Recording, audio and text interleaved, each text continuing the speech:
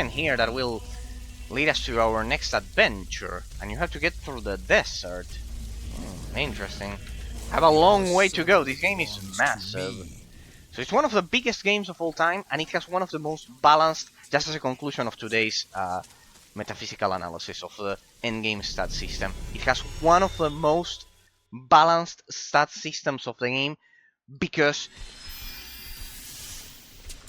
you have to spend your points. The game successfully induces the player to spend his stat points in a balanced and natural way, so that you don't just min-max your base attack damage, which is the most common tendency in modern RPG games. Alright, we are pretty much done here. We'll focus on exploring the westernmost section of the swamp. We'll focus on that. We'll do all of this like this, and we'll leave the final southern section of the southernmost section of the swamp for last. Right? So we need to cover all of that terrain. Remember, we are doing a 100% exploration of the game, which is crazy because of the insane amount of side quests, and we are doing both campaigns. So we are grabbing all of the side quests possible. We are doing the complete 700 side quests that the game has to offer. So good. Alright, so for today, in these 2 hours, we are done with the metaphysical analysis of the endgame stat system mechanics that the game has to offer. Conclusion, it's extremely balanced because of everything that we've covered, and in comparison to modern games, this is amazing, because if you think about it, people, if you think about it, the abstract complexity of the stat system is much higher, as I've been mentioning on Tuesday. Hey, we have a crossroad here. Sartha... Alright, we have several locations here to explore. We'll begin with the northernmost ones, so we can kind of like explore it from north to south.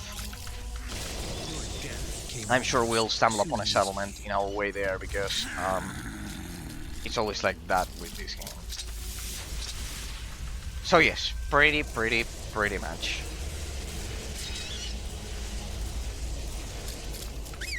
It's incredible if you think about it, that a game from 2008 has a much higher abstract complexity when compared to modern games. It's absolutely incredible. Because as I've said at the beginning, regarding what we wanted to focus on today, in most games, when you think about Diablo, when you think about World of Warcraft, but especially when you think about Diablo 3, for example, the way defense is handled... Sorry, I need to do this so I can flash the memory of the game and it doesn't crash. Is the way I found to prevent the crashes at the end of the day. That flashes alt-tabbing, flashes the pipeline memory of the game and ensures that it doesn't, at least it reduces the crashes to the absolute minimum. So yes, when you see that I alt-tab, it's because of that, people. But I managed to stabilize the game after all. It only took me 21 days to discover it. Now the problem is that I don't know if it was that, or it was one of the millions of fixes that I had to do throughout the course of the walkthrough. No, we did a lot of fixes, and with that we managed to finally stabilize the game. See, I finally emerged victorious. I told you it was going to happen in the end. Okay. No, going back to the other one. How is defense handled in Diablo 3? By just increasing your base stat damage. If you think about it, it's quite the conundrum how defensive gameplay mechanics are handled in most modern games.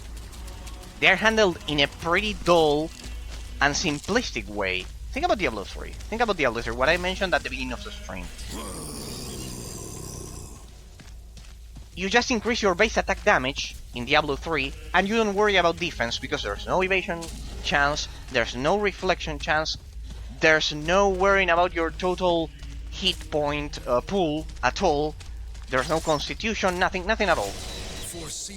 I think there aren't even elemental resistances.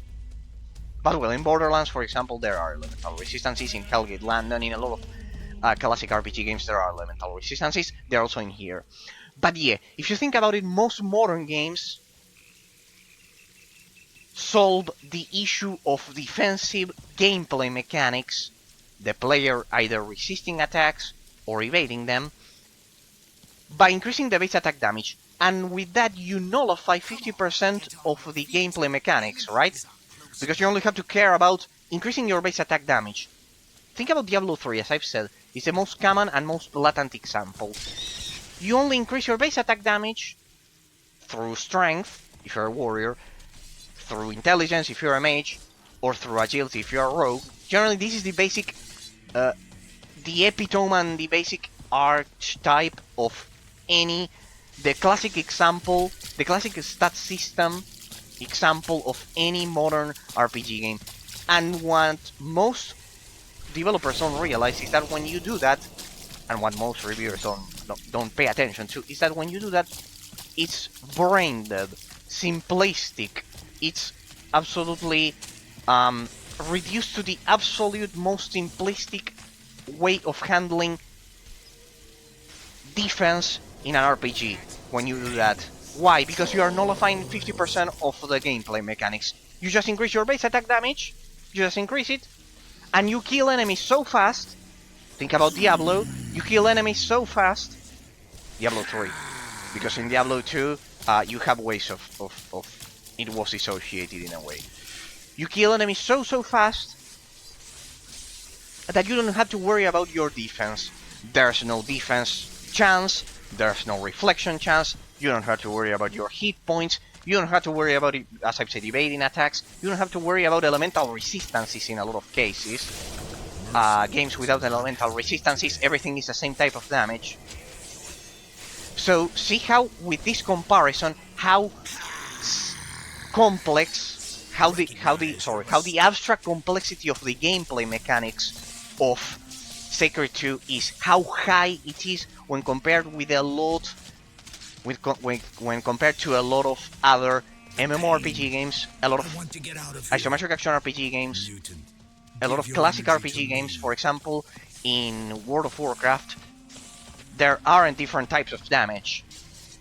It's always the same type. Well, there are two actually, only two: magic and physical damage. They're different, but they're only different in terms of the color of the numbers, of the damage numbers, if you think about it.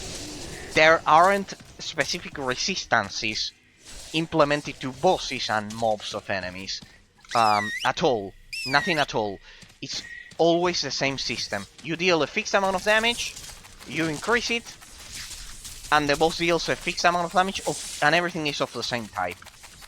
It's the very same type of damage for everything, for every enemy design that you stumble upon. And that reduces the abstract complexity of the gameplay mechanics, right? So yes, people, yes, it's extremely important. It's extremely important to pay attention to all of these subtle aspects of the game, because when we take into account all of this, we realize that Sacred 2 it's an amazingly balanced, well-balanced, and complex game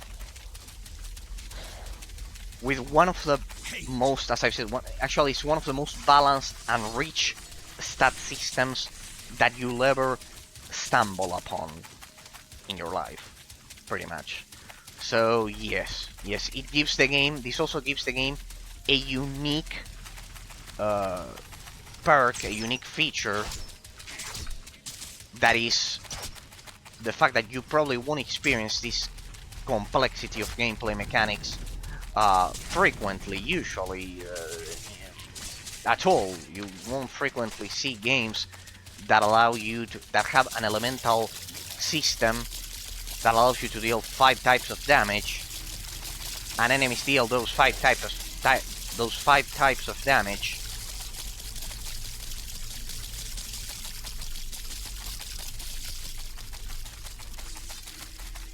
and essentially you have to also mix that with the abstract, with your accuracy and your evasion chance,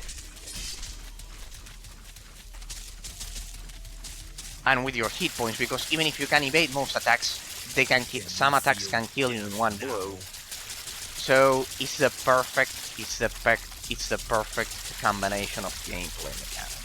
And as for the stat system, it's extremely balanced. And I'm happy that Sacred 2 could implement such an amazing and balanced experience. So yeah, pretty much. Pretty much, guys. Pretty much.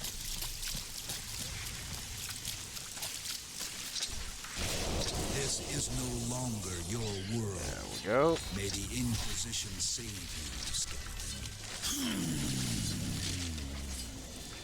And this is only the beginning. There we go. Good. First, I will make you bleed. The Inquisition is victorious. So good. I wanted to cover that today because only when I got to the endgame gameplay mechanics I could realize the complex combination that this game has.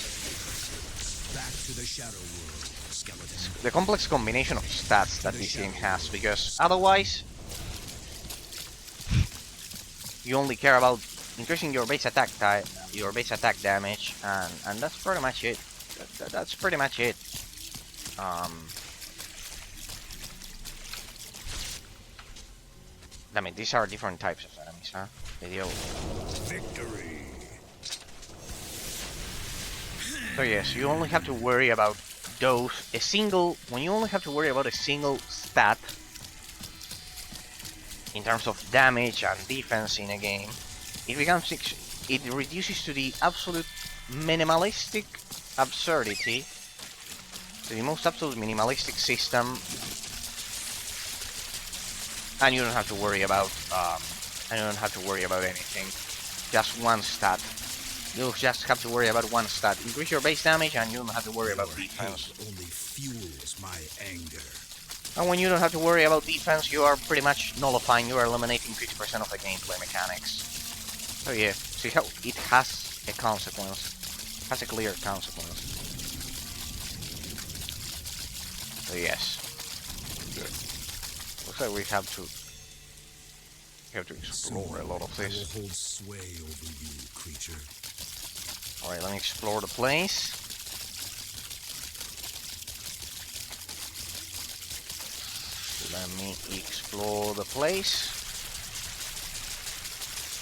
And yes, today I wanted to cover that.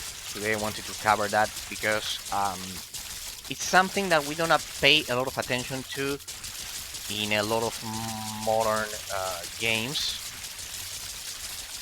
And it's highly remarkable how Sacred 2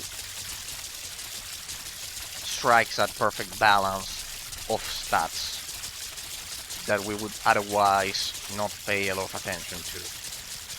So yeah. Let me cover the place.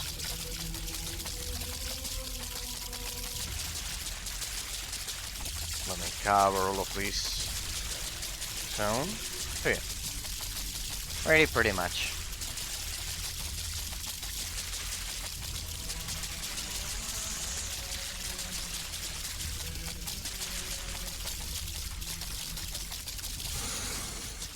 Damn it, no.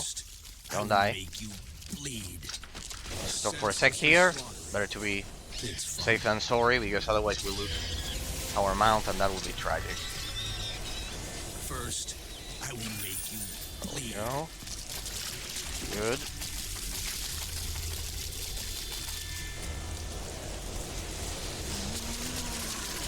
Magnificent. Good. Yes, people, we'll explore all of the terrain, because otherwise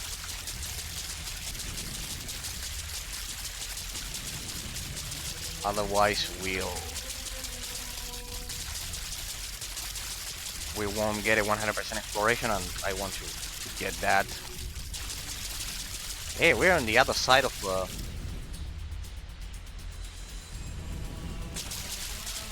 Hey, we're on the other side of the initial zone of the game. Interesting. Now looks like I cannot explore it. It's kind of like... Ah, they are isolated regions. Look at that. Hey, here's an object. Picked up pouch with... Ah no, they are connected. Look at that. Alright. They are actually connected. Interesting. Oh, did you look at that?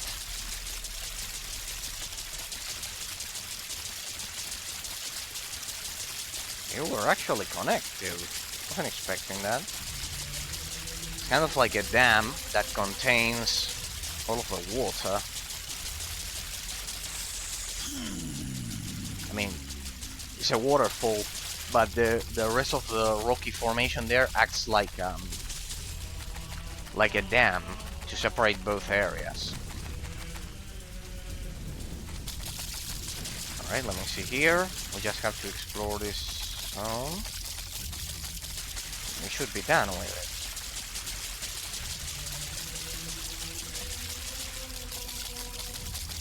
Okay, it's not through here. Good. So yeah, today I wanted to cover that, the stat system, the end game stat system of the game. Until we get to level 75. Good. Good. Good. Alright. Now let's make the rest of the gameplay kind of like leisure. Because we've already explored everything the game had to offer. Pretty much in terms of the end game stat system, I think I've covered everything. So yes. Good.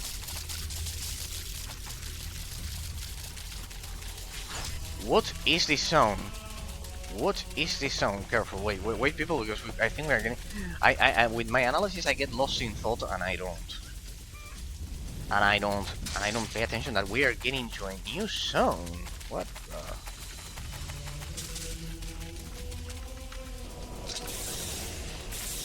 We're getting into a new zone of the game. Pretty good. I am the wrath of the gods.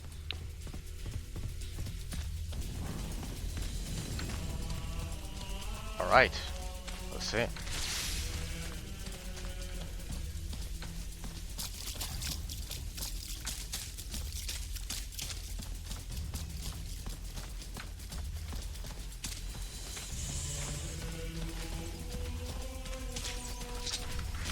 One less heretic.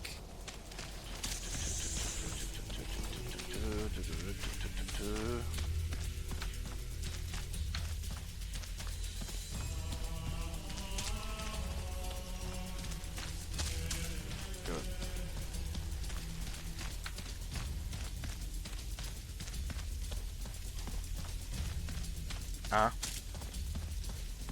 I heard that some of the classes can actually leap through terrain. They can actually leap through the terrain. They can kind of like skip the exploration of some of the mountains. But well, we are slow mages, so we know we cannot do that. But we are one of the best classes. I mean, I need better protection against damage caused by ice. nah, yeah, don't you worry. We have pretty good protection. I'm gonna switch my relics just for that. Alright. There we go. And I think that with that, we have covered a lot today. And we're not done. Look at that. Oh, look at that. That's... We still have to explore that section, huh? Of the map. And I don't want to go back all the way to the end of the first zone. So let me see if we can find that bridge. I saw a bridge. Wait, people, because I saw a breach.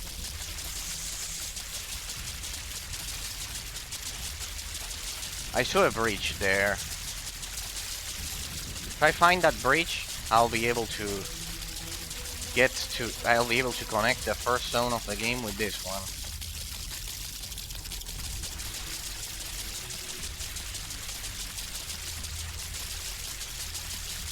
What's that? Side quest? I smell side quest. Oh yeah, there's one of the objectives. Alright, there's a dead end.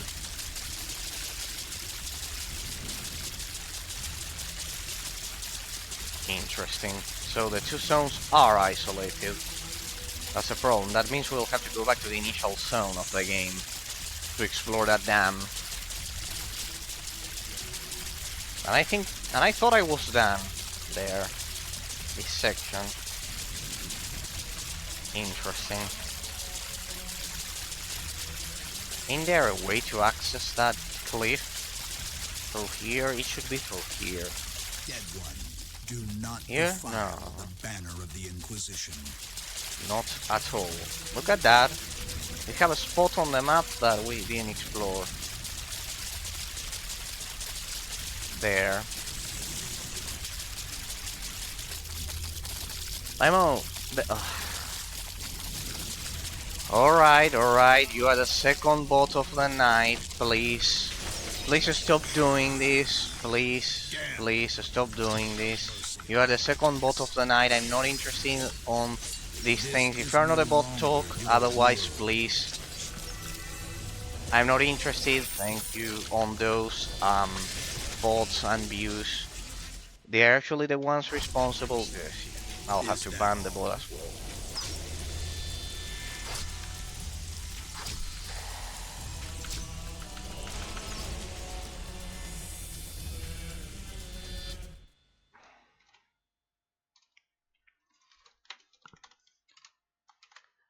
So many bots, so many bots. There we go. And now let me clean the chat. You seriously are a plague, ain't ya? You seriously are a plague. There we go. And you're the ones actually responsible for those of us with talent actually not having. If you have the time to write those shitty bot messages, why don't you actually invest your time on actually, you know, learning about video games, being interested in them, developing a hobby and following the stream. If you have the time to program a bot, like I was a software developer, and if you have the time to offer bots that you programmed, that you develop, why don't you invest that time on learning about the hobby of video games that is so beautiful? Find yourself a job and enjoy my stream instead of living off of selling those shitty bots on stream. Please, it's a plague. There we go. This is one of the objectives that we need to do. A pretty nice place you got here, a cozy place. Ended with blood. A tricky question in this, the old oracle. I'll answer your question if you bring me something in return. Please just tell them if they need burgers or if they need to eat burgers or pizza. Pretty much, they need to decide what to eat. Gather some leech robes. I shall have to meditate on this question. I need more energy for my meditations. Bring me some leech robes to regenerate my spiritual powers. You are indebted to the Hey, I wanted Inquisition. to highlight something, people. Please pay attention to the rain. Pay attention to the sound. What happened? So incredibly realistic. The sound, the rain sound sample, the sound sample of the rain went away. And before it stopped, it was before it stopped here. It's kind of like totally different, the sound sample. when you enter a hut, or when you are kind of like in the open, it's absolutely different, which is amazing. Which is absolutely amazing. Absolutely amazing. Absolutely amazing.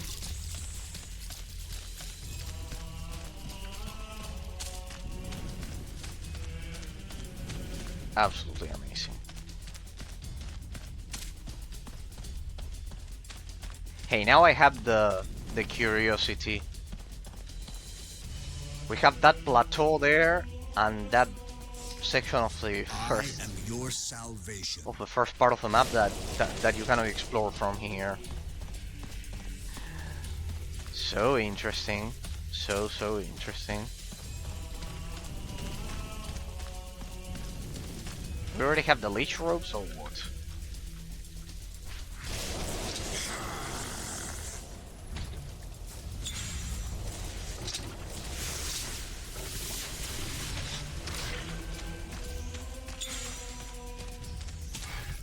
Go now, I'm actually mind. What? Well, alright. Spider, please this way.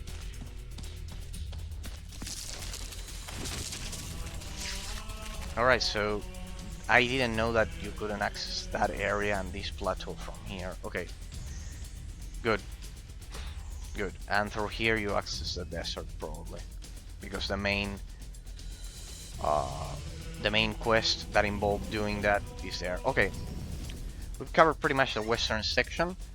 So now we also have to explore those two zones and the ice, this Shaloon zone. We have to explore one more cave there. Let's go with Blinded Fool there. Let's begin exploring the southernmost section of the swamp. Shall we? Should we hack the wall? Yeah, we should. Should begin from there. Should begin from there, where we were, like, through here. Alright.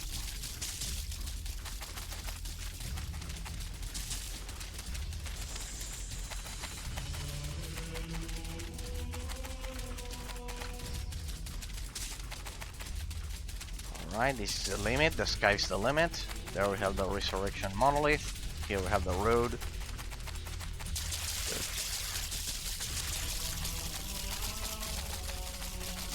And like this, we perfectly cover all of this terrain. Good.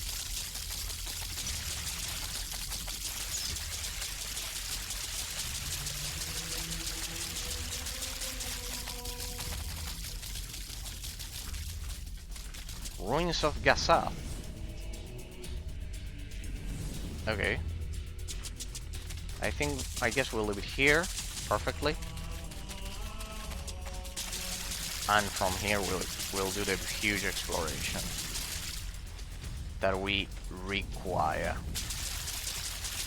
Let me hack the wall there, make sure that I'm not wasting exploration radius. And like this, we'll cover everything. Anyways, that Scorty won't die because he's part of the main quest of the game. So no, there's no chance of that one dying. That one has to be immortal because otherwise you cannot evade the completion of the main quest. So yeah. I wonder how many of you play games like I do, like this, like exploring the edges and exploring 100% of the terrain like this. But I love exploring like this because it ensures that you cover all of the map in a pretty effective and it's faster, in a pretty effective and fast way.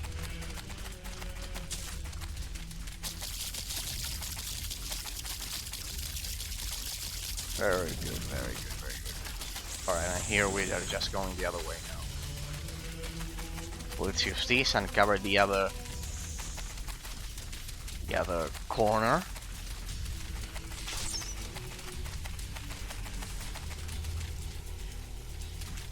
Goddess of Nature, alright. We're at the southernmost section? No, almost. Look at these people, just like this. We have everything perfectly explored. Ah, here we have more side quests. Good. Then let me go over there. Then next time on Thursday we'll probably cover all of the side quests that we grabbed today. Today was more like quest grabbing in comparison to the previous stream. We grabbed more quests than what we completed overall. Let me cover that angle there. Like that, perfectly round and exploring everything. I don't know what it would be of me without this spider. What would become of us without this spider? It would be pretty slow and shitty, and like that we unify that. We cover everything like this. We'll leave that corner for later. I'll focus on the other side as we explore the swamp in its entirety. Okay. Pretty much, people. Pretty much.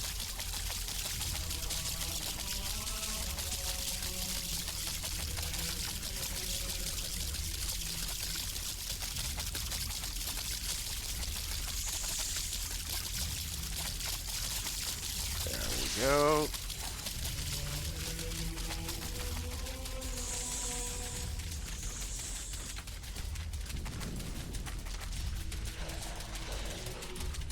Let's find the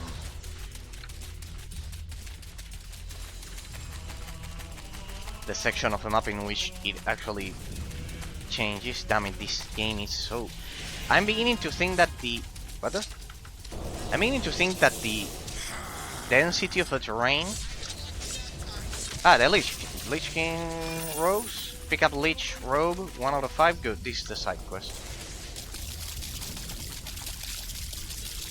There, I want to get to this edge. You must be wondering, Rachel, why do you want to get to that edge? To do this. To connect. It is the edge, right? To connect the 2 points that we've explored so far. Run, fools. There we go. Let's get rid of all of them. Sacrificial animals. Nice. Recognize your mistake. Picked up Lich robe. Good. We're also completing the task of the Oracle. And like this, perfect. Yeah, we're already there. Yeah. Then we will. You are revolting. And like this, we are, without realizing it, we are combining our 2 explorations. We'll connect both endpoints of the map and we'll explore everything. Come on, attack, please. Area of effect, please. There we go. Good. Damn it. Ah, my doppelganger is dead. There we go. I hate those spiders. I will always say it. I hate those spiders. They have been responsible for most of my deaths. I'm good. I mean, don't do that. Is this the correct one? No, to the other side, please. To the other side. Then we can explore the rest. Oh, whatever. I got carried away because of the spiders. And look at this.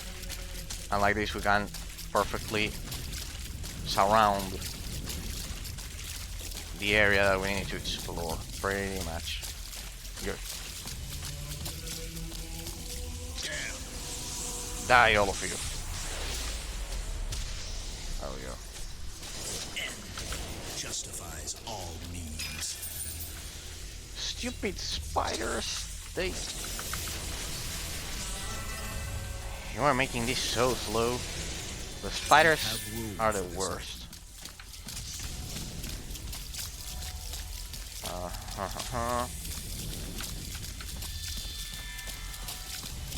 Over here, and now to the other side. Alright. No, not again. Bleeding. What move did you use that? There we go.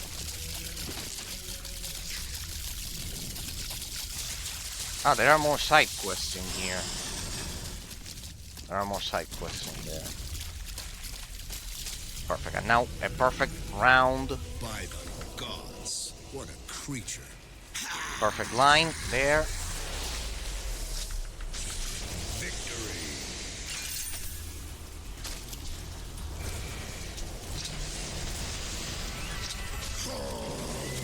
Perfect. There we go. Perfect line. And now we have everything perfectly surrounded. Good. Your countenance. I mean, this game is so massive that you can spend your hate months, as we've done, exploring and exploring and exploring.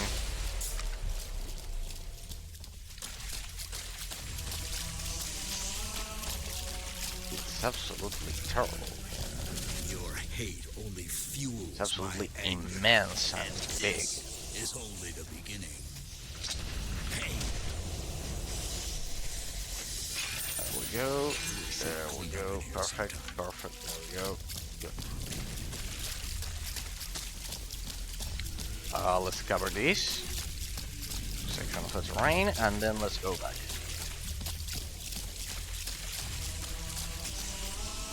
Damn it.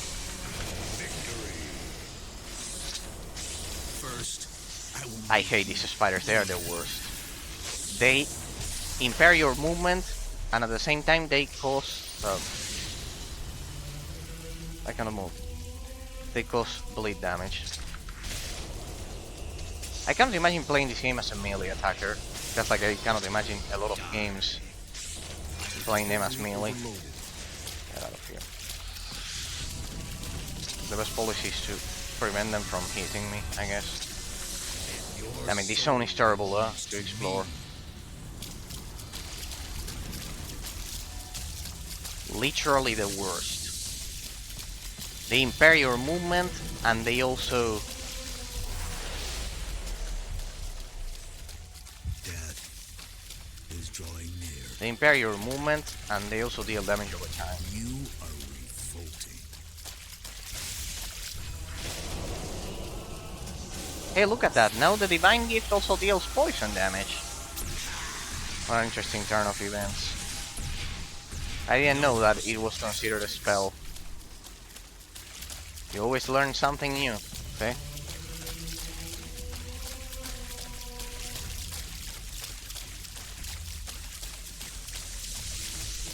Okay, I wonder if there's if you can actually reduce the cooldown times of your Divine Gift to a point in which...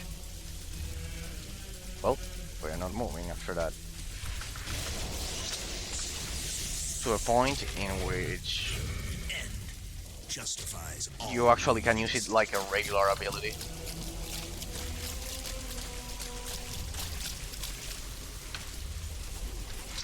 Yeah, working on my regeneration per hit probably is the best policy. Perhaps with regeneration per hit and increasing my regeneration per hit probably. Otherwise, this stays here. Okay, we looted the legendary. Left for that. We looted the legendary. I saw it. Can you feel death now? I have to check my inventory one more time. The cells. There we go. I want you to see something. Ah, it's a two-handed. It's a two-handed, perfectly balanced stuff. Look at that. It's a perfectly balanced stuff. Probably the best I've looted. Except for the ones that I'm using that are quite similar. Pretty good. Pretty good. Same story, huh? The same element, the same everything. Alright, let's cover this. Oh no, again. The worst of the worst. Otherwise, this stays here. Yeah, I think I can go further beyond. If I keep increasing my... If I keep increasing my regeneration per hit, I can eventually ensure that the Divine Gift... I can move.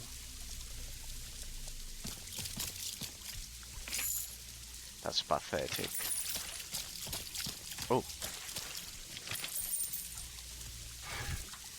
I can ensure that my Divine Gift is actually viable to use. An aura of power emanates from this item. Actually viable to use.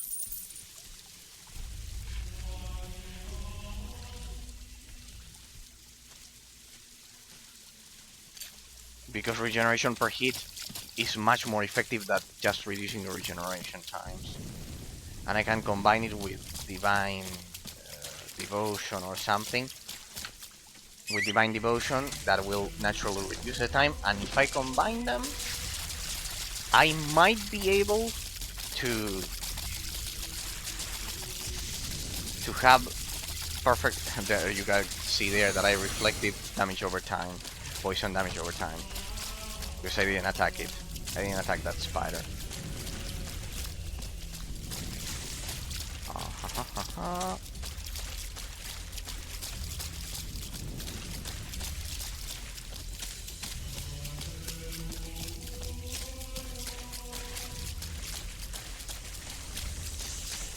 Your hate only fuels my anger.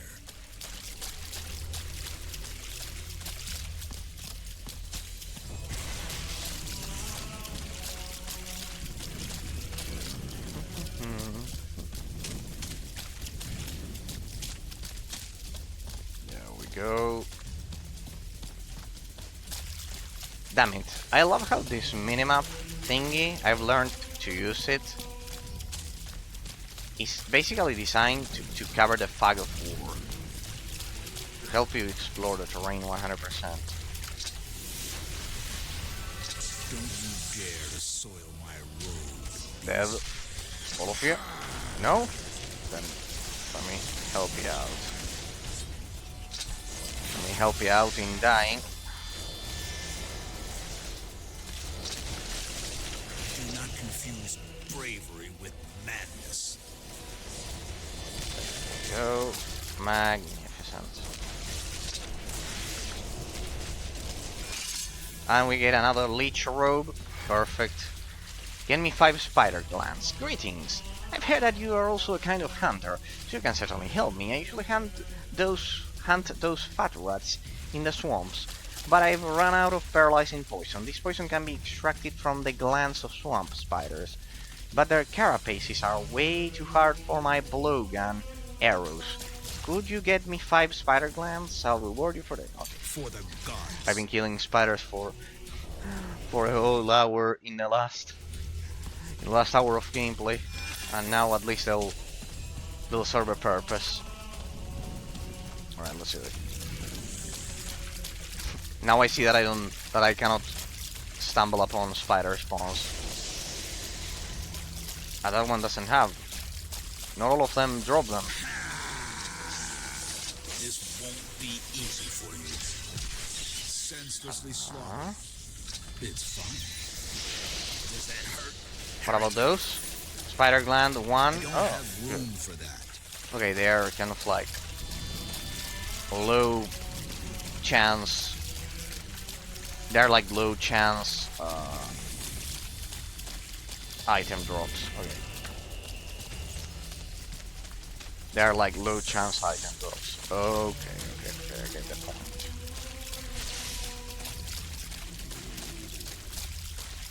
Alright.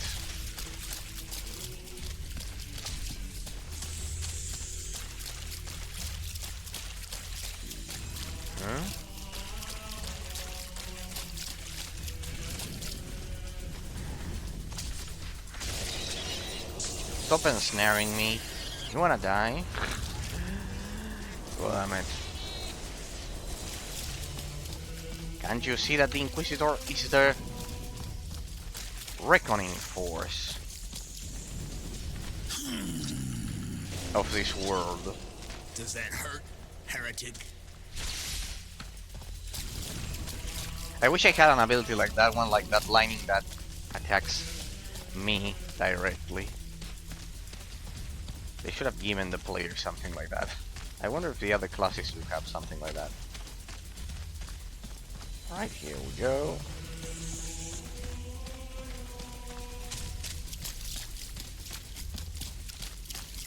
Perfect.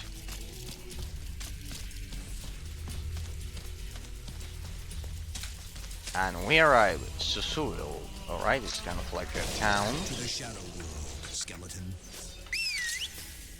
Leech Road 4 out of 5. Pain.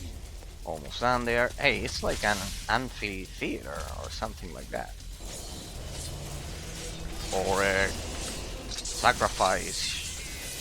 sacrificial place, something like that.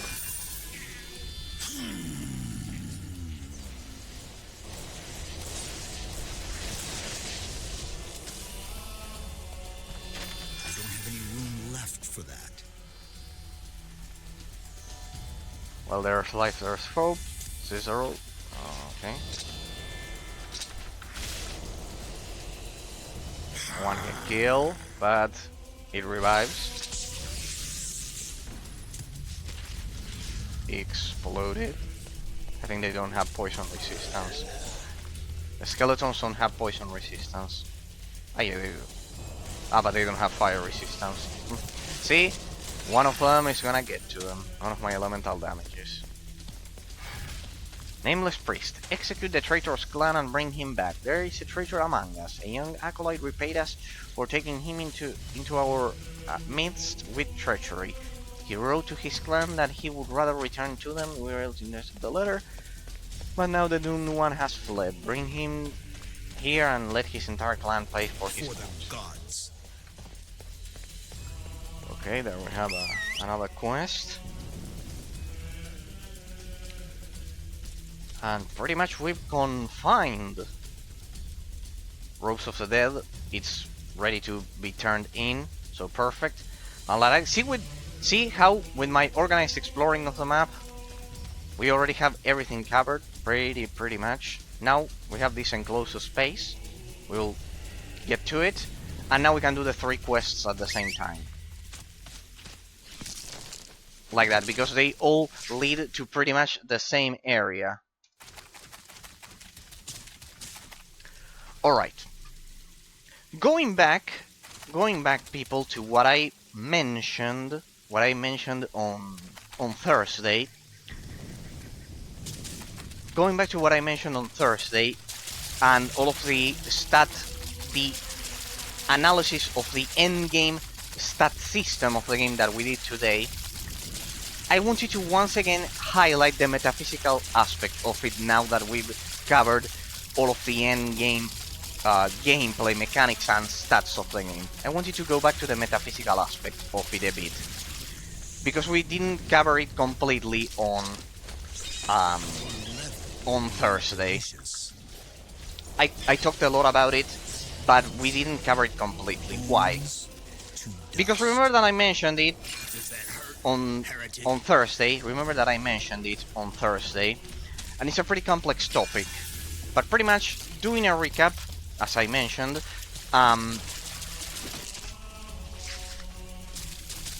for most reviewers, the problem is that when they analyze games, and in this case a stat system that I was mentioning, that the abstract complexity of the gameplay mechanics in Sacred 2 is much higher than the average RPG game that we see nowadays. It's much higher in the case of Sacred 2 because of all the things that we mentioned on Thursday. Basically because the game ensures that the player makes a balanced distribution of the stats, and on top of that 4 elemental damage types and defenses that are separated, that they work in tandem, and everything that we've been mentioning. When we get to the metaphysical aspect of it, it goes back to my original question that I posed on Thursday, guys. When you define reality as the sum of mental perceptions of individuals, when you do that, it has a lot of consequences. As I said on Thursday, analyzing the consequences of defining reality beyond the scope of game reviews exceeds the pretty much the purpose of the analysis that we do on the channel about video games, so we won't get on those. But when we get to video game reviews, the result that we get, think about IGN or pretty much any reviewer of video games, when you think about it, relativism has had a terrible impact on that, because as I mentioned on Thursday, the end result is that everything is a mere matter of opinion. And the only way that system works is by ignoring metaphysical reality.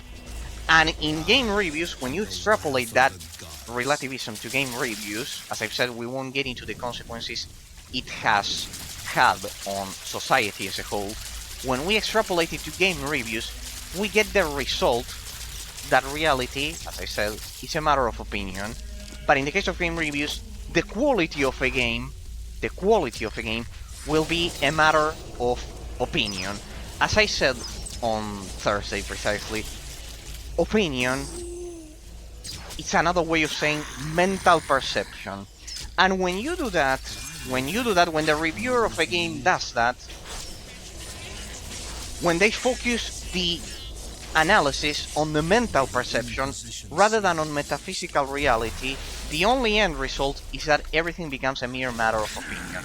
The only way that system works is by ignoring metaphysical reality. I know it's extremely confusing at first glance, but if you pay attention, people, you will realize that the only way it works, the only way I can say that the quality of a game is subjective, is by ignoring metaphysical reality. For example, because I'm changing the focus of the analysis from the object, from the game itself, to the subject. That's why it's subjective, because it changes the balance of the object of that you're focusing the analysis on. You will like Titan Quest, for example. See, this will be a perfect example. You will like Titan Quest, as I mentioned on Thursday, or you like Diablo. If you liked, I don't know, if you like Torchlight, or you like Titan Quest if you like Diablo, right? You are changing the focus of the analysis from the object to the subject. It's subjective. You like it because you liked another game that has similar qualities, right? When that's an absolute, that's called the fallacy of relativism. Why? Because the only way it works is by ignoring metaphysical reality. As I said,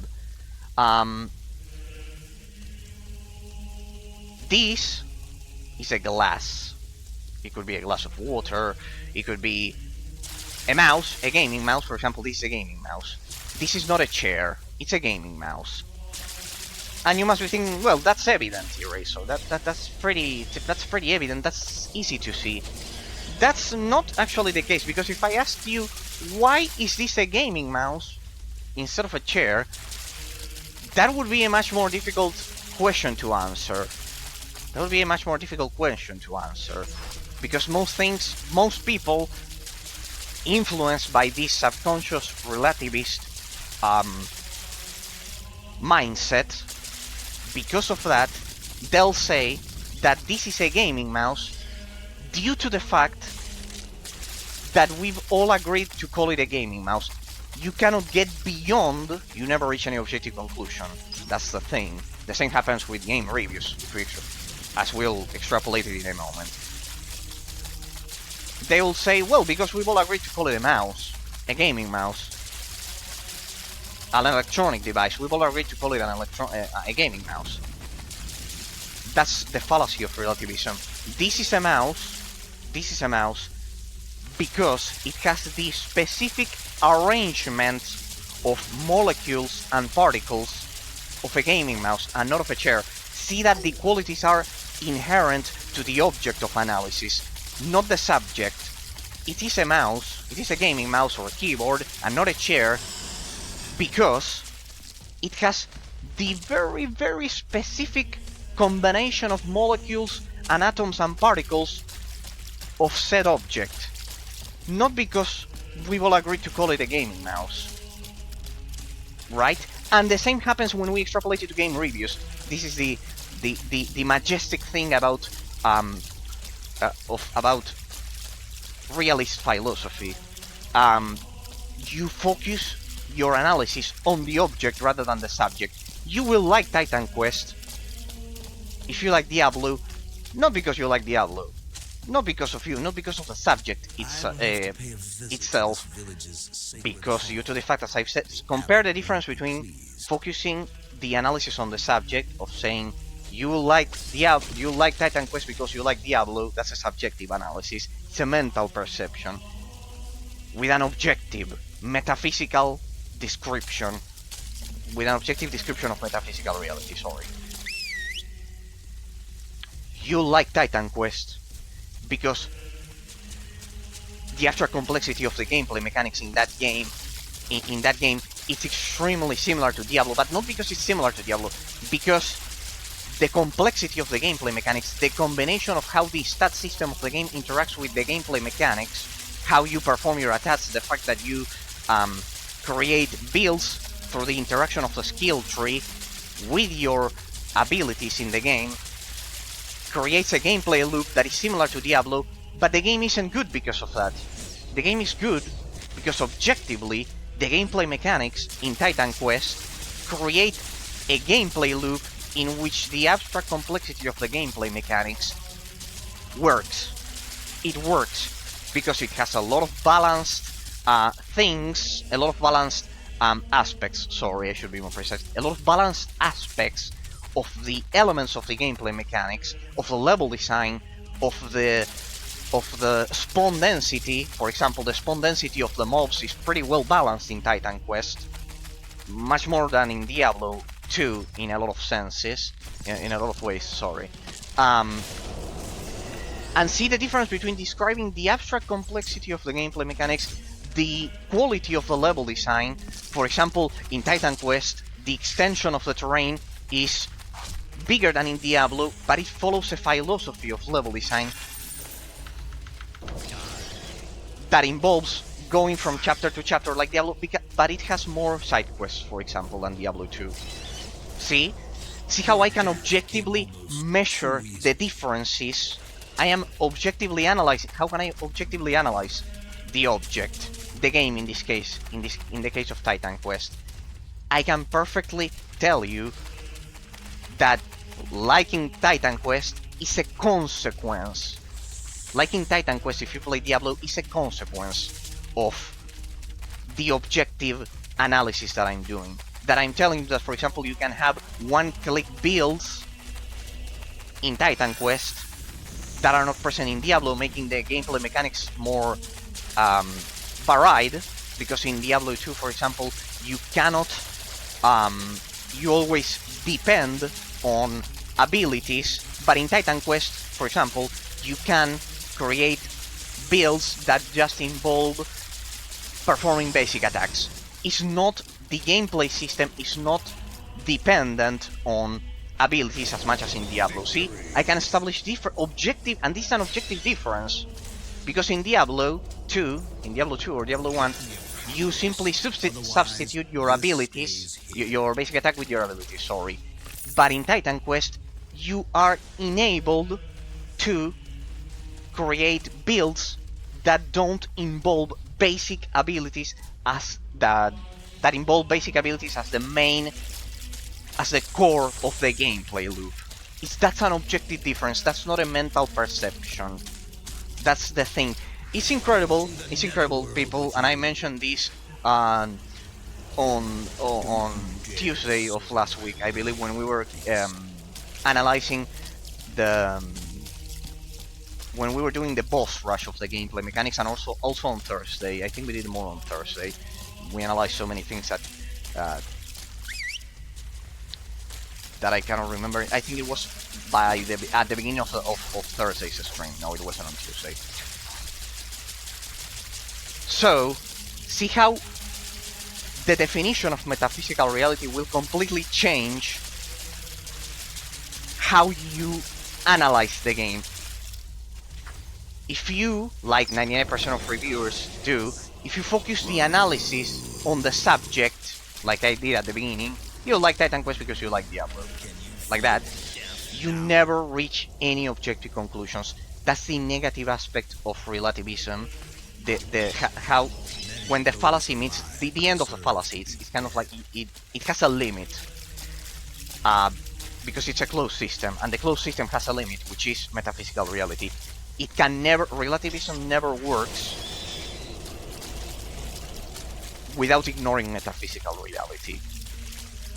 If you compare what I just said, the gameplay mechanics, the level design, everything that I've mentioned, those are objective differences. If I tell you that in Titan Quest you can create a build with your basic attack as the core of the design of your build, and you cannot do it in Diablo, then objectively, the abstract complexity of the gameplay mechanics in Titan Quest is more varied. It's objectively more varied. It's not my mental perception of it. Right? That's the thing. Because it's sad. I mentioned this on Thursday when we were analyzing. We're done here. We need to get to the other area. Let's get to the other area. I mentioned this. See that it's not that evident. When someone is cornered in a discussion, it doesn't need to be an argument. I always mention this. It doesn't need to be an argument or let's say a violent discussion or anything. It's simply an intellectual debate or a discussion on an intellectual level, pretty much. It doesn't need to get to an argument. When someone is cornered, it must have happened to you thousands of times, people, in real life. I'll give you this example and you will perfectly identify it. When someone is cornered and has no logical arguments, for example, it must have happened to you that the person tells you, alright, but that's your opinion and I have mine. Right? That's your opinion and I have mine. And everyone has their opinion, and that's pretty much the end of it. And everyone has their opinion and majority rules. We just arithmetically sum those opinions, and what the arithmetically summed majority of the opinions think it's true. Now, when I say it's true, it shouldn't go unnoticed that it's reality. I am saying that what the majority defined as true, it's metaphysical reality, and that's a fallacy.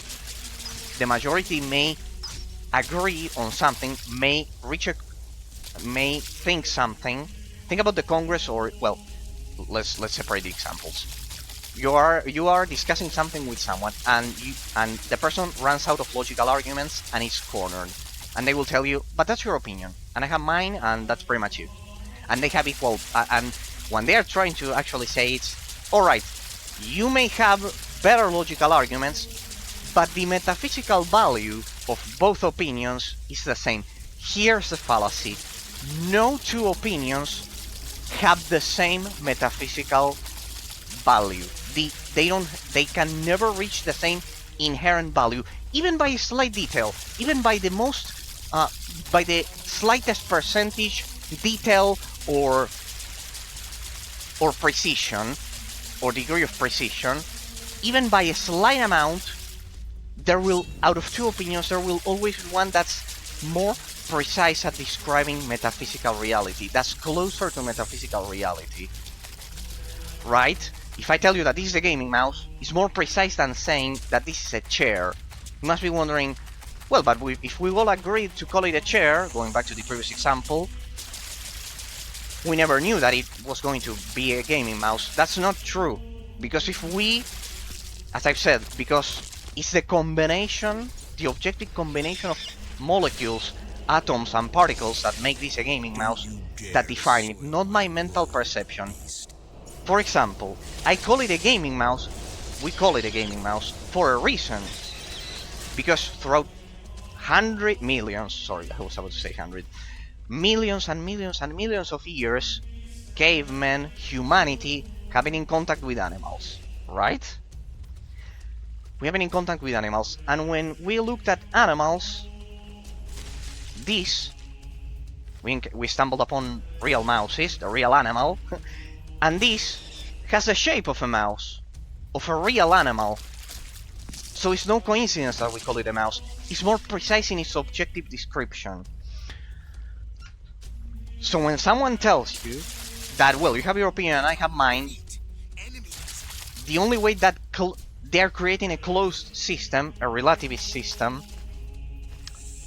in which the two opinions have the same metaphysical value, and that's a fallacy, because it's more precise calling this a gaming mouse, because of what I said, because throughout millions and millions of years, we've been in contact with an animal that has this shape, this pretty exact shape. So there's a reason to call it a gaming mouse. It's not subjective.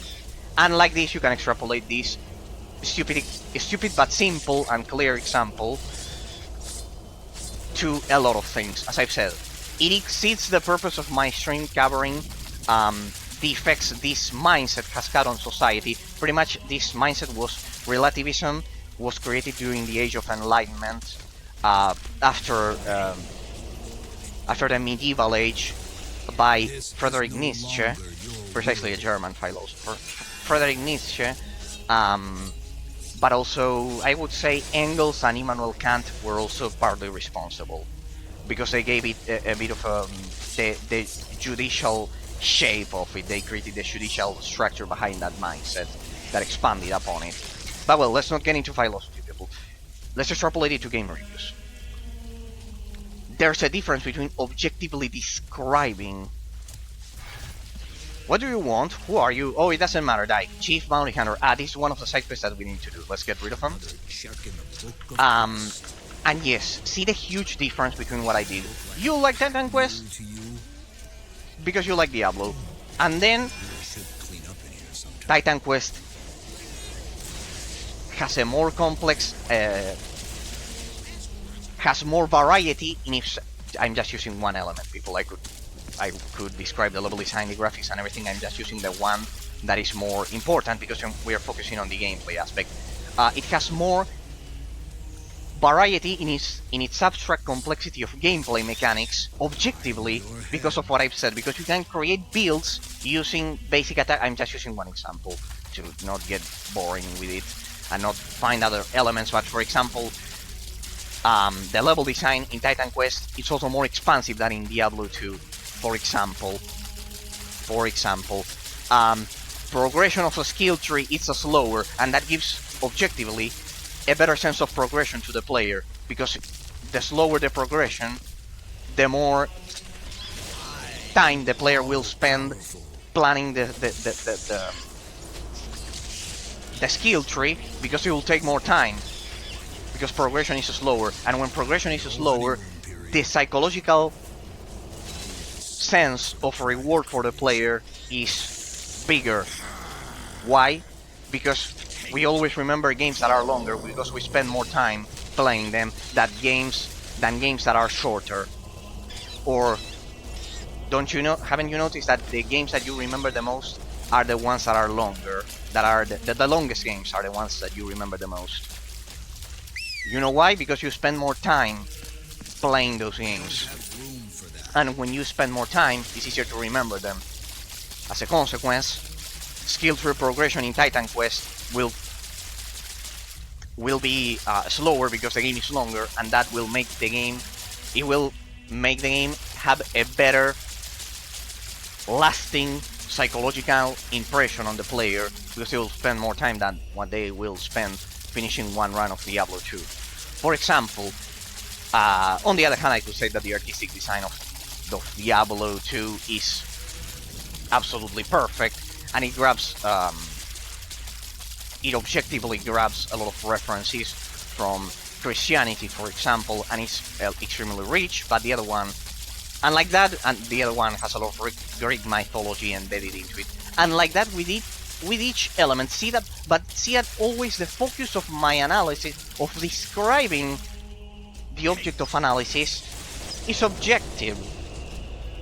I am describing the gameplay mechanics in an objective way. I'm not focusing on the subject, I'm focusing on the object. And like that, when we extrapolate that to game reviews, we get as a result that reviewers, unconsciously, will review games based on subjective parameters. But a fluke. Going back to the example that I was mentioning, when someone is cornered in any discussion, they will say, that's your opinion, this is mine. And that's a fallacy, because no two opinions can have the same metaphysical value. There will always be one out of 2, out of 3, out of 4 opinions. There will always be one that, at least by a small marginal percentage, by a small slight detail, will be closer to metaphysical reality. Now, when you're organizing a country, a nation, a state, this is extremely difficult to implement. Damn near impossible. That's why we have to resort to relativism to organize a nation or a state. Or think about all of the parliaments, all congresses. Doesn't matter if you are from a European country, it'll be a parliament. If you're from an North American or South American country, it'll be a Congress. In our case, we have Congress, but over at Europe, it's Parliament. But it's the same idea. Agree on the laws that will define your country. It's extremely difficult to implement metaphysical realism when you have 250 people having to agree on things that will probably involve all of the population. So it's true, metaphysical realism is not as effective as relativism at managing a democratic system. It's true. So for a Congress, for a parliament, relativism works, right? We agree that with the majority votes will influence the laws and eventually shape the country, the nation, whatever. However, we cannot extrapolate this mindset when we are analyzing other aspects of metaphysical reality. It works to create, relativism works to create a democratic system, which is good, but it's not as precise, as effective as realism, as metaphysical realism, at explaining things that need to focus the analysis on a single object, like video games, like movies, like those things. Like a book. It's interesting, really. This is a delayed quest, don't worry. Anyways, we had to turn in this one. Speak with the undead, how do you know about these things? Studying the past, it is true, the cult can communicate with the undead. This is a result of observer. Bring me to the fly. I'll give you a potion that will enable you to speak the undead. There we go. It was over here. See, I knew it was more or less over here. Fair deal, and we have traitor here. We have 2 more here, and we would have covered the central section of the swamp. Then we'll just have the southernmost section. But well, as I was telling you, it works to create a democracy. It works to create a democracy for it to work. But relativism is terrible at analyzing metaphysical reality. Right? Because of what I said, because the focus of the analysis is on the subject, not on the object. It's my opinion, and you have yours, and that's it. See? We never reach any objective conclusions. Right? Someone will say, Diablo 2 is better. No, Titan Quest is better. 0 logical arguments. Why? Because the only way that worked is by ignoring metaphysical reality. By ignoring the very atoms and molecules that created, in the case of those games, they are digital experiences. So We're talking about something even more abstract rather than saying that the molecules of this mouse are a specific combination that is related to millions of years of evolution in our description of it, in our abstract mental description of it. Dust. That doesn't bother me. I have to check my inventory. So instead of focusing on the molecules and the atoms, we are focusing on the gameplay mechanics, on the level design, on all of the things that we've been analyzing for 30 days, people.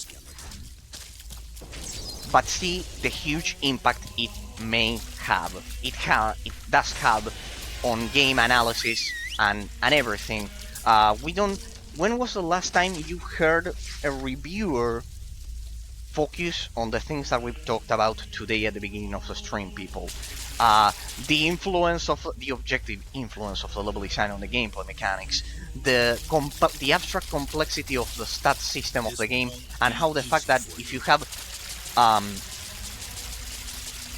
elemental damage types and 4 elemental defense types, because they also work for defense, how they influence the abstract complexity of the gameplay loop of the game, and then compare it to other modern games. As I've said, Sacred 2 is much more complex. It's much more complex in terms of its abstract complexity, precisely. It's much more intricate in its abstract complexity of the gameplay mechanics. Why? Because it has, as I've said, see another objective comparison. Let's do another one. Sacred 2 has a higher abstract complexity of the gameplay mechanics when compared to the average modern RPG that we get nowadays. Now, the logical arguments. Because most modern games don't have 5 types of elemental damage types and resistances, first of all. Second of all, on top of that, Sacred 2 has a second layer of complexity which involves the player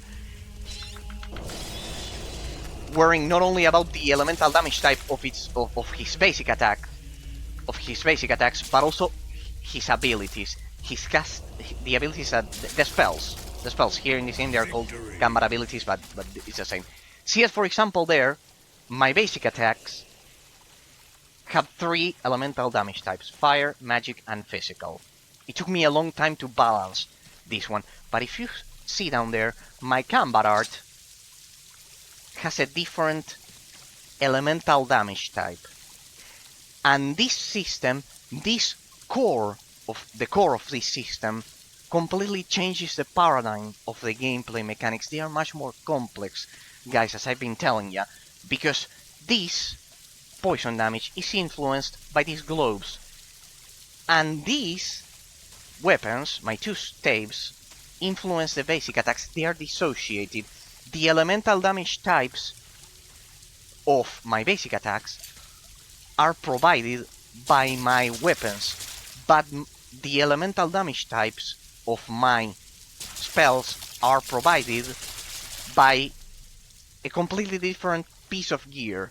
And we don't see this complexity in modern games. First of all, we don't see, for example, in World of Warcraft, the complexity.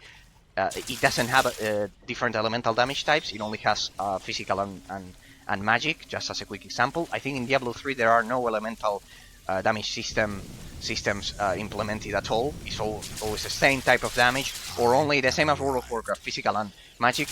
But there's no difference. There's no difference other than the color of the floating damage numbers. It doesn't have an impact. In this game, the elemental damage system is intrinsically, inherently tied to the gameplay mechanics. It's perfectly combined and intertwined with it. Because as you can see there, if you can pay attention, I'll let this one attack me for a sec, so you can see it. There you can see that if you see down there, the top 2 bars means the attack types of my enemies, and the bottom down ones, the ones at the bottom, are the elemental resistances of this skeleton. So it can deal physical and ice damage, and it can resist physical, magic, poison, and ice damage. See how it's perfectly embedded within the game, the complexity, the abstract complexity of the gameplay mechanics. It's perfectly embedded within the overall, within the core gameplay system, within the core stat system of the game, sorry. And they perfectly interact with each other, and they add layer upon layers of complexity, because I needed to loot 2 specific staves that allowed me to reach that balance of having all the 3 types of elemental damage, and my abilities a different type of elemental damage, so I can more or less cover the 5 situations.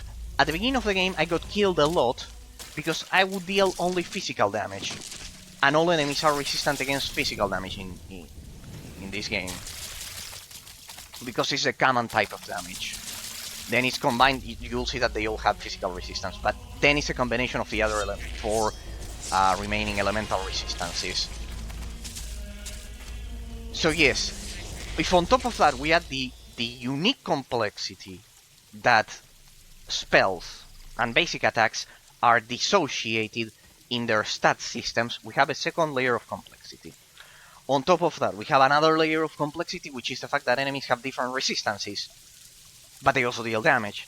And we have the relic system of the game here, that we have, that with this, as you can see here, I can change my elemental resistances. This also adds a layer of active defense complexity to the game, because you have to actively change your elemental armor resistances, something which is usually handled passively in a brain-dead and simplistic way and minimalistic way in a lot of games nowadays. We need one more. So yes, because of all of these things and many more that we've been covering in 30 days of gameplay, people, that you will see, I can say that objectively the abstract complexity of the gameplay loop and gameplay mechanics in Sacred 2 is much higher than the average modern game that we get nowadays. This is objective, this is not a mental perception. Why? Because the game has elements that other games, that a lot of modern games and games from back in the day didn't have and don't have. This is an objective conclusion that you can never reach if you take the relativist path, like most reviewers do, of saying unconsciously that it's subjective, that, well, you like the game if you like this other one, or it's a matter of opinion. No, it's not a matter of opinion. I logically told you why the game has a lot of layers of complexities and elements that make it more rich in its complexity. And when you have a game that is rich in its complexity, that is not simple, it has a lot of additional benefits. It encourages replayability. It increases the mental model that the player needs to have in order to be successful at the game. It rewards a proper mental model in the player's mind to play the game correctly. So that enhances replayability, but not only that, it makes the player more engaged. Because the more you increase complexity, the more the player's mind will, the more time the player's mind will spend trying to figure it out. The player will spend more time figuring it out. So complexity is always positive. The other day I saw the you know that I always read gaming news and the like before the stream. Not before the stream, in general. The other day I saw that, for example, Alana Pierce, who is the main writer, one of the main writers of God of War, I believe, of the modern God of War games, instead of Cory Barlog, sorry. The other one is the Balrog of Mordor. She said that, for example, Elden Ring should include a pause button to make the gameplay more accessible, that word that we use nowadays. You have the dog tags. Here's the potion that we promised that we give to you, Seal the Undead. And then drink the potion. It only works for a short time. Here now you can afford to waste time. Well, since this matter is of such importance to you, it's a potion of undead or something like that. Let's get to Traitor that we need to do. Let's go in order, shall we? Alana Pierce said that they should include a pause button in Elden Ring. And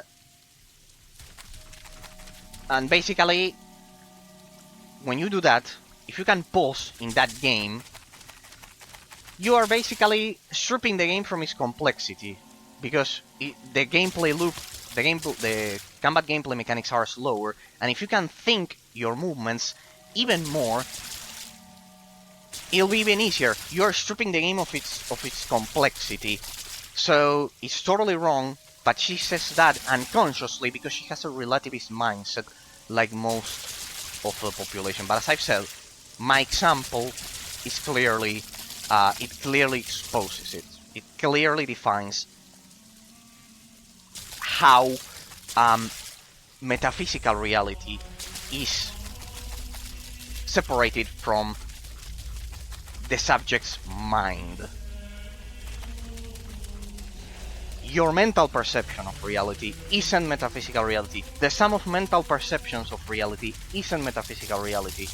It's inherent to itself, and it's external to our mental perception. The doxa, the opinion, as we used to call it in ancient Greece, it was called the doxa, which was a much more precise denomination, calling an opinion doxa, because in ancient Greece and in ancient Rome, when you said doxa,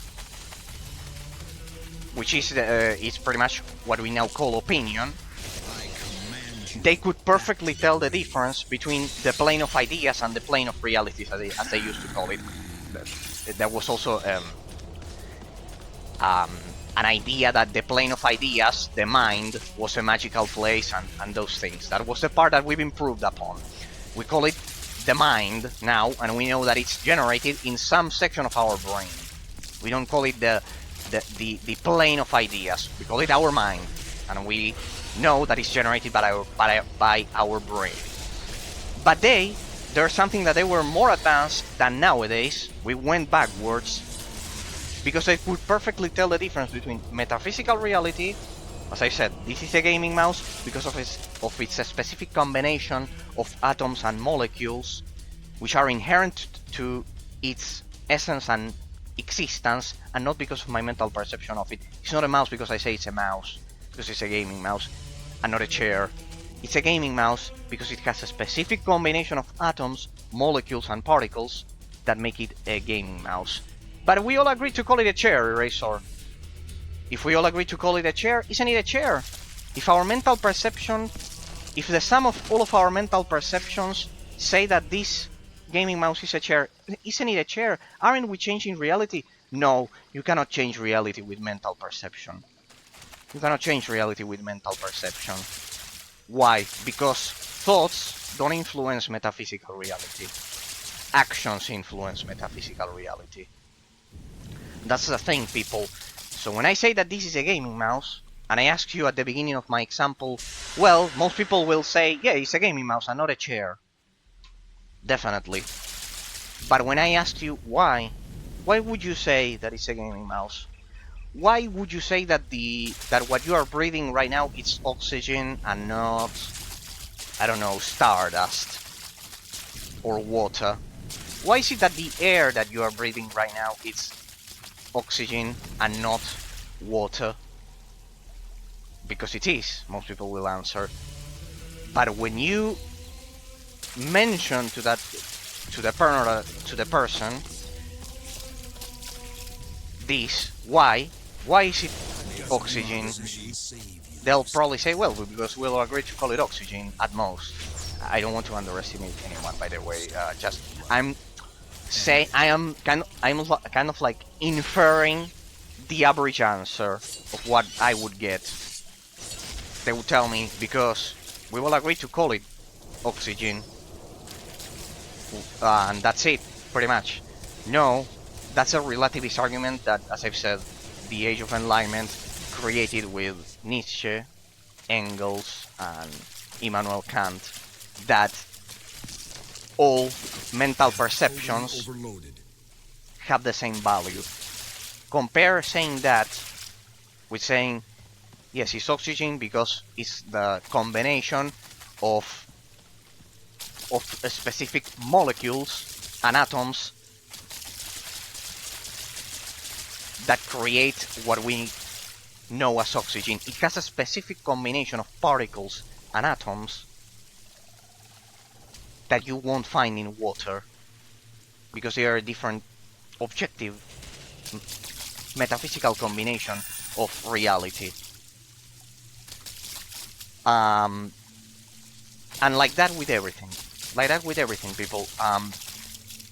In ancient Greece, as I've said, and in ancient Rome, they could perfectly tell the difference. They called it in an outdated way, that in what now would be an outdated way of denominating it, right? Calling the plane of ideas and the plane of reality. We know that it's the mind and what's outside of our mind. But the problem is that nowadays it's reality. But the problem is that when we define reality, we extrapolate our mental perception to that reality. We call reality the sum of mental perceptions. There's no difference between them. And the only way that works is by ignoring metaphysical reality. That's the thing. You won't take anyone from our clan. We would rather die. Whatever. There we go. Let's use... This is perfect for clustering maelstrom. That's the thing. That is the thing. When reality is a sum of mental perceptions, when reality is a mere sum of mental perceptions,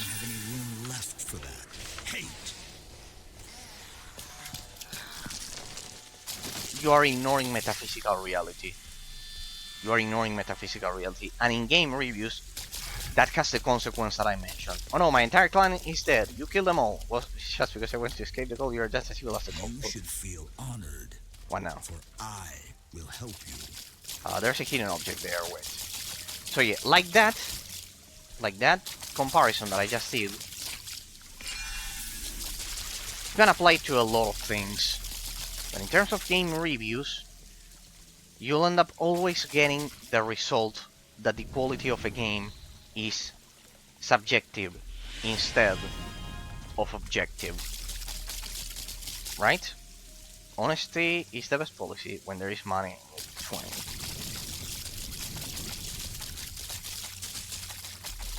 So it works like that. It works like that. It's important to define what metaphysical reality is, because if you don't define what metaphysical reality is, you cannot analyze anything. Because everything will depend on the subject rather than the object of analysis. That is the problem. You have your opinion and I have mine. That's it. We never reach any objective conclusions. That is the problem. It works for democracy. It works for any good to organize a country, but it doesn't work. Relativism doesn't work when you try to analyze an isolated object, which is the case when analyzing video games and analyzing movies or books or whatever work of art you may come up with. Give me a second. Let's increase intelligence this time. Constitution running at 64. Let's see, we are at 12.2. Good, let's improve that even more. 11.7. Good. We are decreasing that at an alarmingly fast rate. So yes, people. Yes. Hang on a second. These ones are not attacking me. What?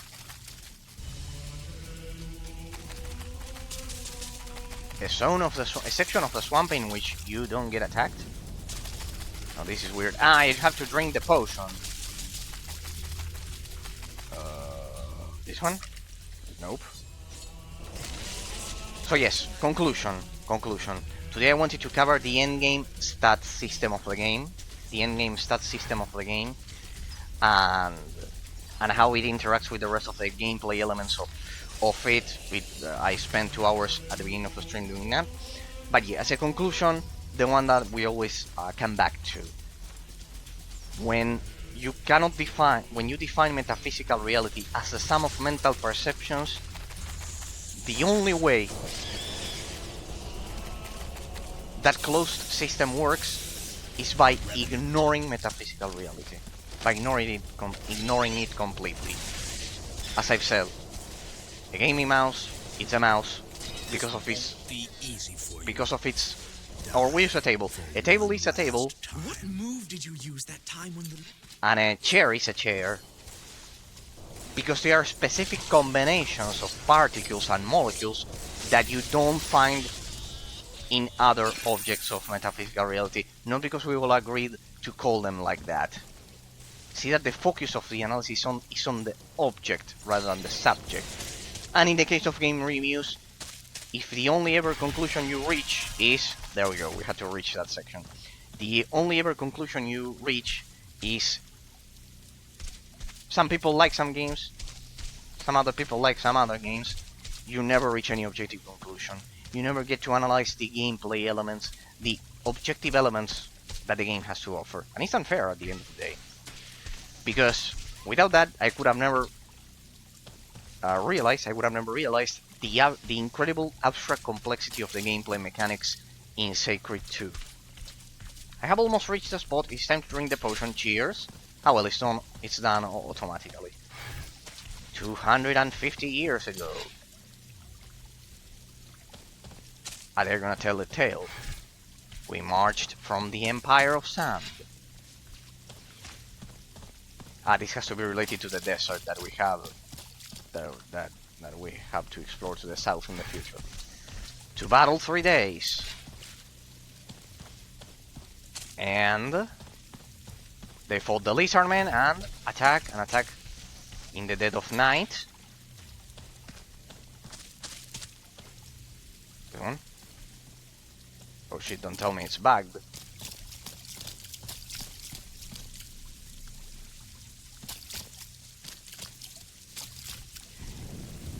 Interesting turn of events? No, this one. I was unprepared, my weapons in disarray. Okay. I was beginning to get nervous there. But no, it's not bugged. By the way, we unlocked the hair quest the other day and we could finish it once and for all. Death and destruction. They slaughtered every last one of us. Run. And then we get to the end. Here, or not? No survivors, not one. They are gonna attack me. I can see that they are all gonna attack me after the last dialogue. Nobody. Ah, look at that. I was pleasantly surprised. They didn't attack me. So good. Good. That's it then. Amazing, see? We're pretty much covering the whole place. Ah, we have to go back and turn in all of those, huh? We'll have to backtrack a bit. Oh, well, today I wanted to cover all of the terrain. I left some spots there. Let me use the minimap and cover them. Then we'll turn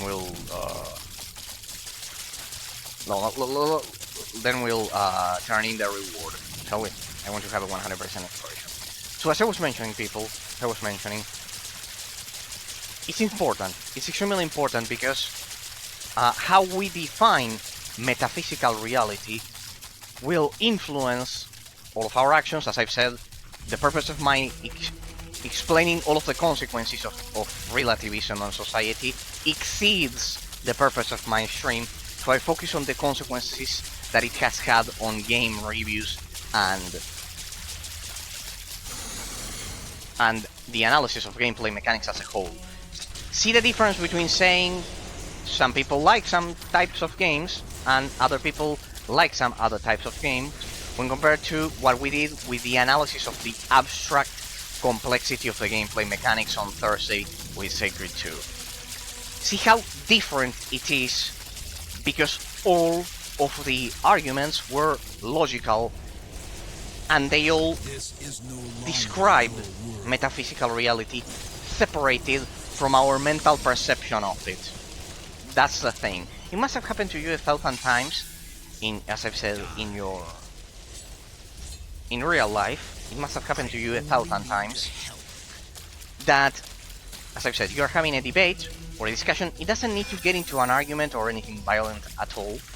Just a debate, an intellectual debate, or a discussion with someone about a topic, and generally, it doesn't need to get to this point, but generally when someone is cornered, when they don't have any more intellectual arguments and logical arguments, and you have those arguments, they'll tell you, well, but that's your opinion, and this is mine, as I've said. And everything is a matter of opinion. That is the fallacy of relativism. Because you are saying, behind that, that's your opinion and this is my opinion. Behind that, what you are doing is you're saying that out of two opinions, they have the same metaphysical value, and that's a fallacy. That's a fallacy. Because no two opinions can have the same metaphysical value. Even by a slight detail, if you think about it with a lot of logic and actually put a lot of thought into it, you'll see that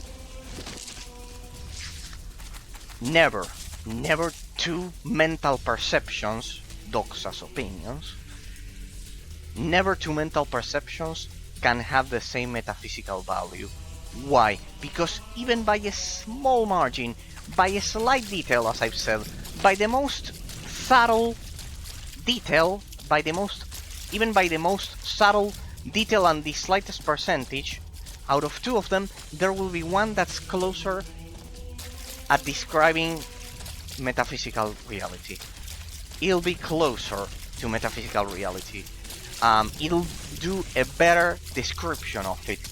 It'll be closer to it, even by a slight margin. For example, imagine that instead of using the reduction to the absurd example that I always use with the mouse and the chair, imagine if I said, this is an electronic device, and then I said this is a gaming mouse. Two mental perceptions. It's an electronic device, it's a gaming mouse. You'll tell me, well, yeah, it's both of them. Yes, it's both. It's an electronic device, and it's also a gaming mouse, which is an electronic device by extension. However, calling it a gaming mouse is more precise, it's more descriptive, it's more accurate at describing metaphysical reality than saying an electronic device, because a keyboard, a monitor, a PC, a cell phone, a mobile, they are also electronic devices, but they are not gaming mouses. So the description of the mental perception of saying gaming mouse, it's closer to metaphysical reality than saying electronic device. It's more precise, it's more accurately descriptive of its inherent nature, of its combination of atoms and particles. See the difference? It's more precise at describing the specific combination of atoms, molecules and particles of it. If I say gaming mouse than electronic device, see, two opinions, two mental perceptions. Electronic device, gaming mouse. Two mental perceptions. Both of them describe metaphysical reality, but one is more precise. It's more precise. It's more accurate. And if something is more accurate, if something more accurately describes metaphysical reality, it's better. It's better because it makes a complex topic much easier to describe. If I say gaming mouse, everyone will picture in their minds a gaming mouse. If I say electronic device, well, it could be a myriad of things. It can be several things.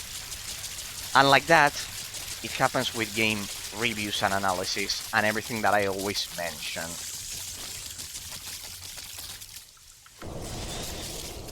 Many of those alive. And when someone says, well, that's your opinion and I have mine, the problem with that, the next thing that you should do, well, you can do whatever you want, people.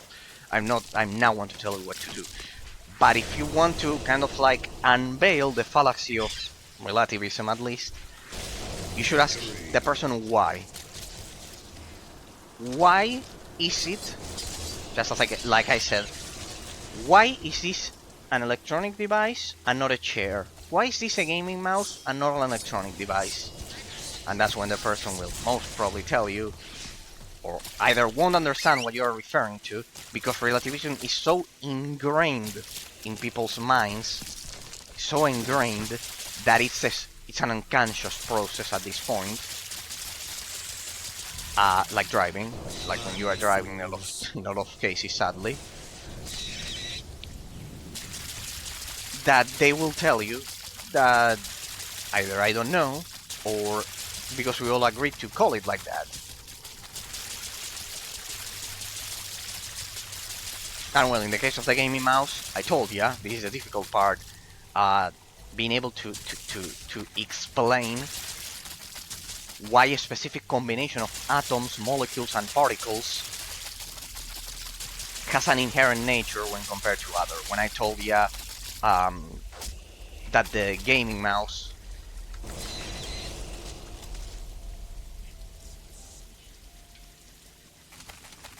was called a gaming mouse, it was more precise to be called a gaming mouse, because throughout thousands and millions of years, the human race has been in contact with an animal called the mouse that precisely has this shape, so it's not a coincidence.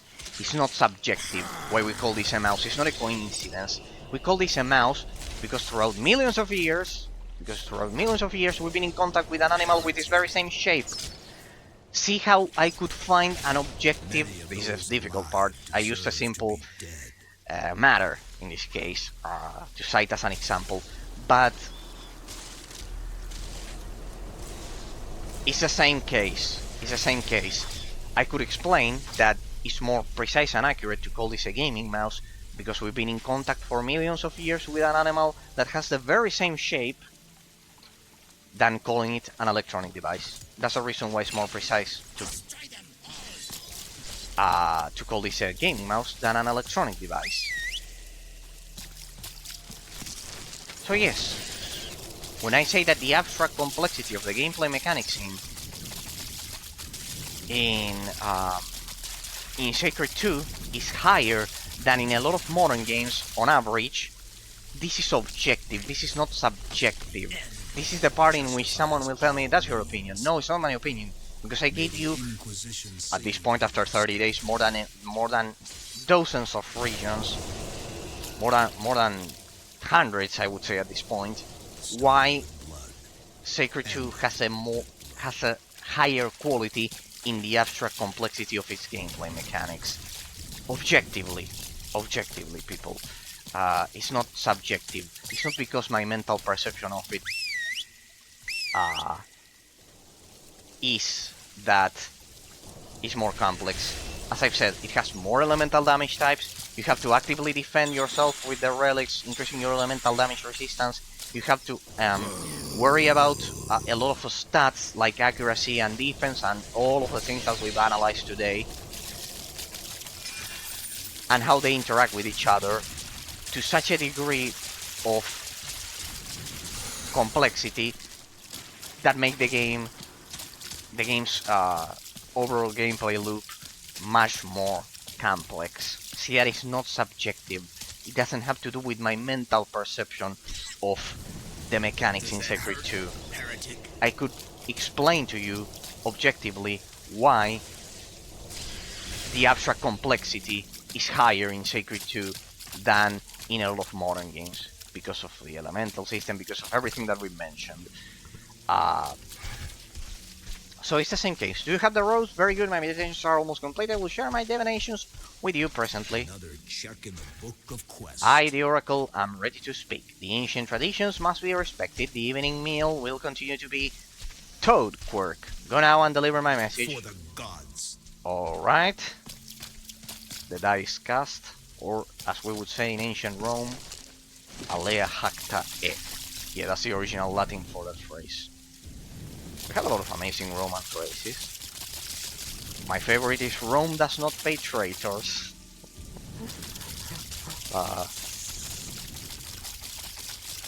Because no one ever talks about the context of that phrase. That was during the conquest of the Iberian Peninsula, better known as Spain, the Iberian Peninsula.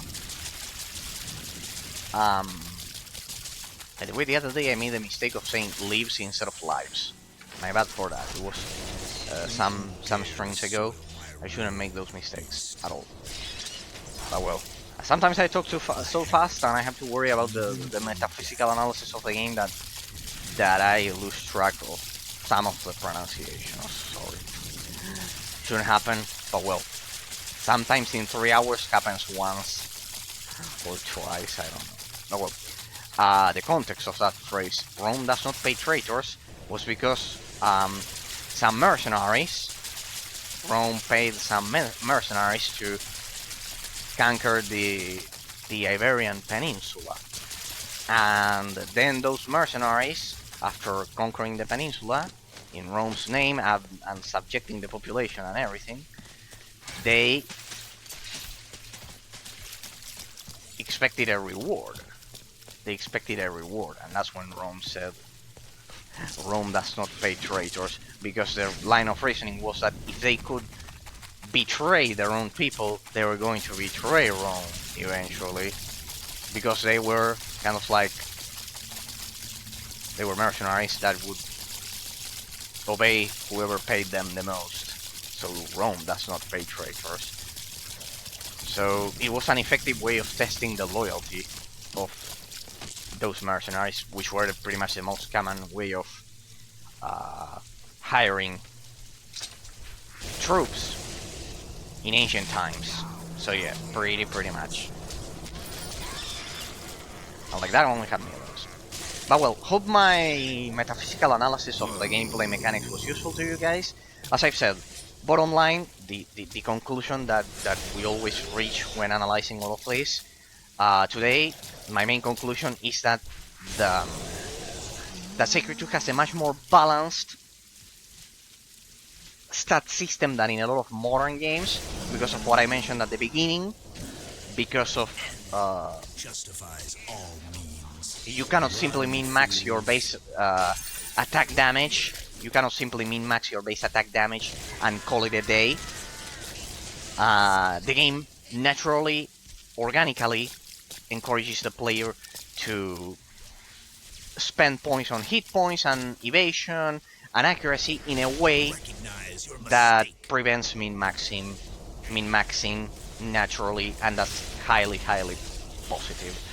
And it's much more balanced because, as I've said, the defense and the defensive and the offensive stats of the game are dissociated. You have to worry about accuracy, you have to worry about evasion in a separate way, you have to worry about reflection, evasion, elemental resistances separately from your basic attacks, from your basic attack damage, from your ability damage. And you need, this is the important part, you need both stat systems to work in tandem in order for the player to be effective in game. As I've said, in Diablo 3 you only care about increasing your base damage and perhaps your critical chance, and that's it. You don't worry about defensive stats, and when you don't worry about defensive stats, you are eliminating 50% of the gameplay mechanics. You are nullifying all defensive stats because they are combined. You increase your base attack damage if you are a warrior through strength, if you are a mage through intelligence, and if you are a rogue through agility. You simply increase your base attack damage, and you deal so much damage that you kill all of the mobs extremely fast, and you don't have to worry about your defense, because you will never be killed in one blow like in this game, because you'll be able to kill even bosses in 2-3 blows, and with a potion you can do it in Diablo 3, for example. What move did you use that time when the lizard? And in this game manages to effectively combine a defensive philosophy. You brought the traitor back, I assume the king has received punishment here in your world. For Kerr.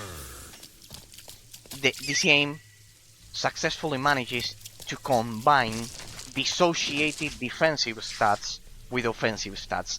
In this game you die in one blow if you don't have a high evasion chance. In this game you die in one blow if you don't spend at least some points on increasing your hit points, even if you have high evasion. Because you evade, for example, you evade a lot of attacks. Where was it? It was in this one.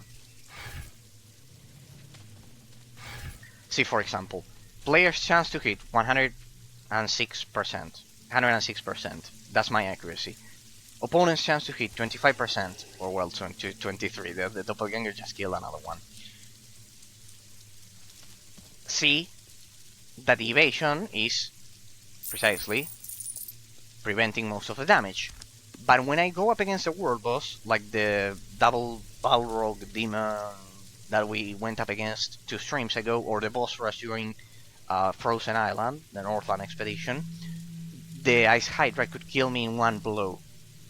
Regardless of my elemental resistances, regardless of my evasion chance, at least one blow connected, it could kill me in one blow. So, hit points come into effect, and what I am trying to get as a conclusion, what I'm trying to get to as a conclusion for today's stream, is that the game manages to effectively combine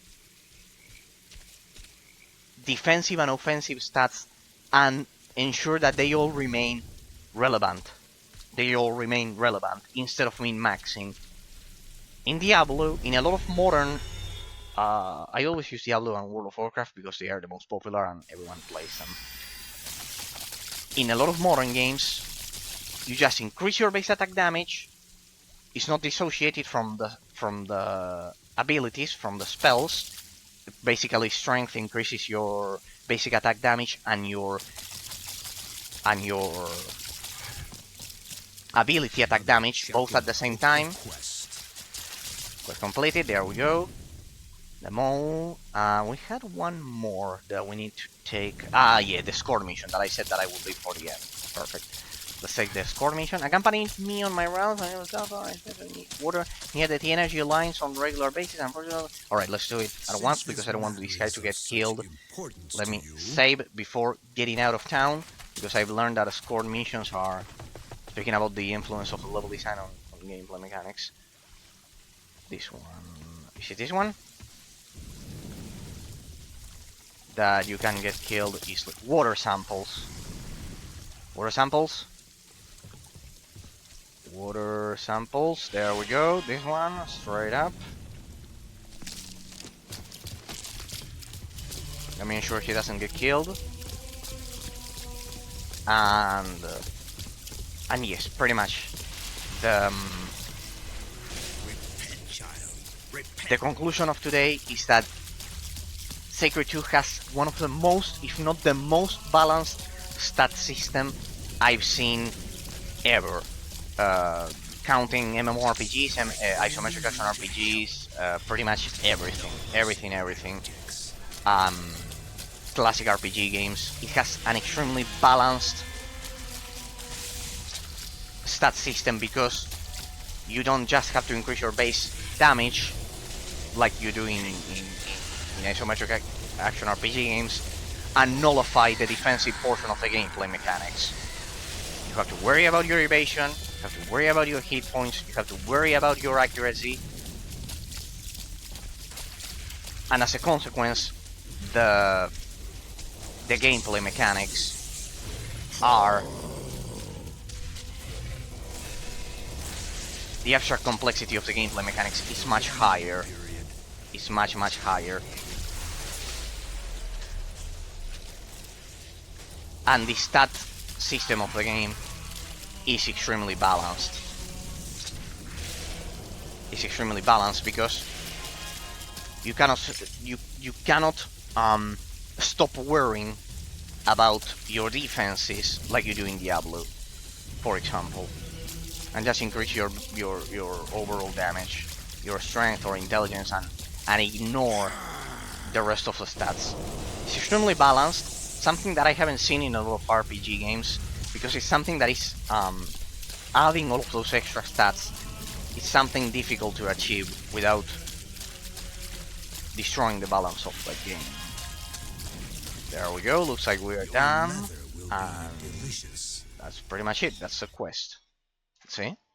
So yes, pretty much. All right. See? Is this one? I got my history, now I'm the new tribal elder. Well done, here's the reward. This one was another one. Where's the patrol one? Ah, Was over here. Perfect. Thank you for your help. Feel very safe in your presence. There we go. Oh, it's a legendary. Damn it. No. Battery. No. Oh, the Wayfarer. Two-handed. There we go. Oh, look at that. Ah, they are for the Shadow Warrior. Damn it. That's so unlucky. But we got an updated version of the Wayfarer. She's the one that I'm using.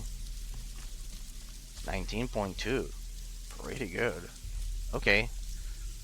I'll mod those before Thursday, I guess.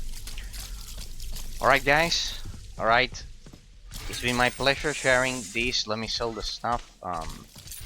Sharing this new day of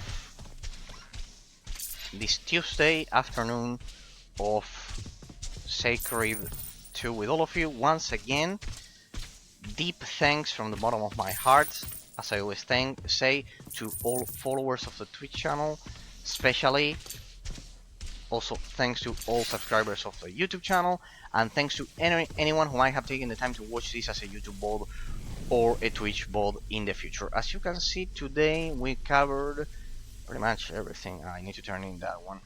And then we'll just leave this corner. We'll probably be able to finish it on Thursday because it's already been 4 hours and it's yeah, it's 9:19 today.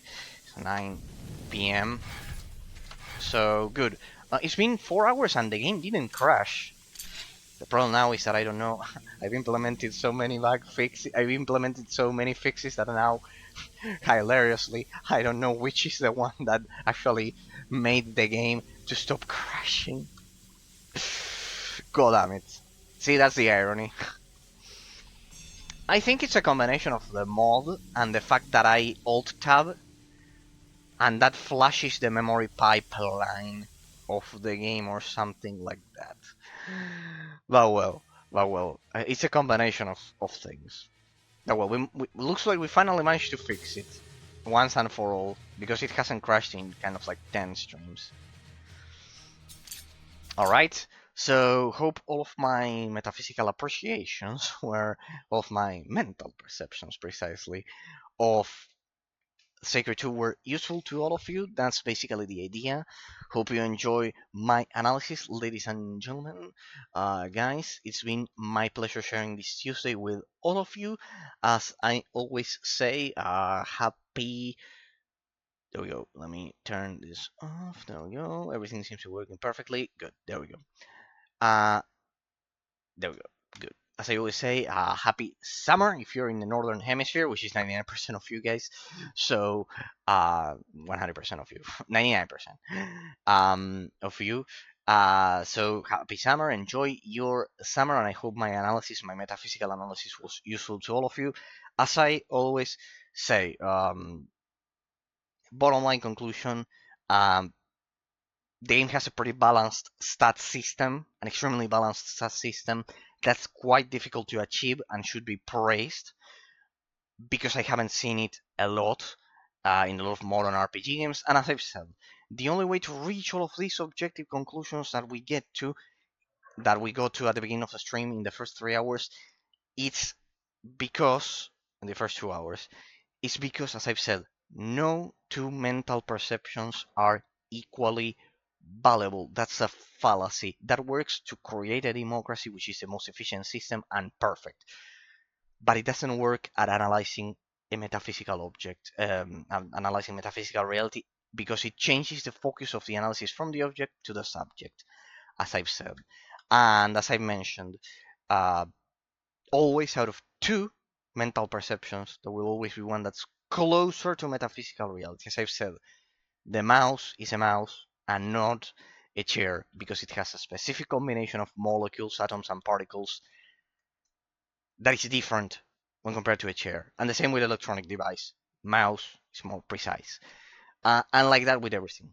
Like that with everything. That's why we review games like this on the channel. So, ladies and gentlemen, it's been a pleasure. Hope all of my metaphysical appreciations were digestible at least to you. But as I've said, that's what I like to analyze throughout my streams.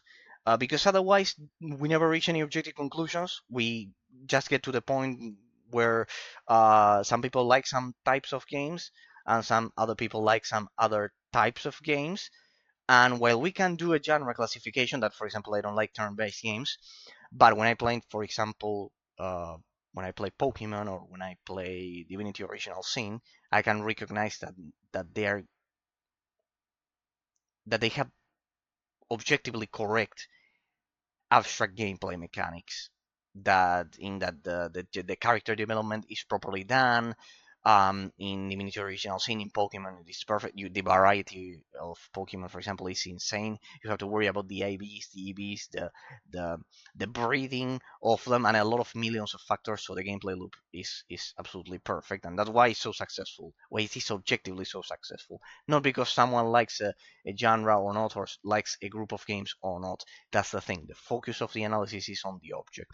The same with Secret 2. That's why today I wanted to cover that, and we also covered the hybrid stats, kind of like that affect both of them. For example, the regeneration rate that affects both offensive and defensive abilities, and how that interacts with the gameplay mechanics of the game. Ladies and gentlemen, it's been my pleasure sharing this Tuesday of gameplay with all of you, and see you all on Thursday. Have a great week, and be sure to stay tuned because I have a surprise that I mentioned the other day. While we wait for the Ultimate 3DS for Shantae's Risky's Revolution to have my complete Ultimate 3DS showcase, I've managed to will do the Ultimate showcase of a different console that I have in store. I managed a way to capture footage, and it'll be quite interesting. We'll do kind of like a tour. I've always wanted to do a tour and an exploration of it as we play. It won't take more than some days, and as we get to the next gameplay, to the next game for analysis, maybe we can focus on that. You'll be quite surprised.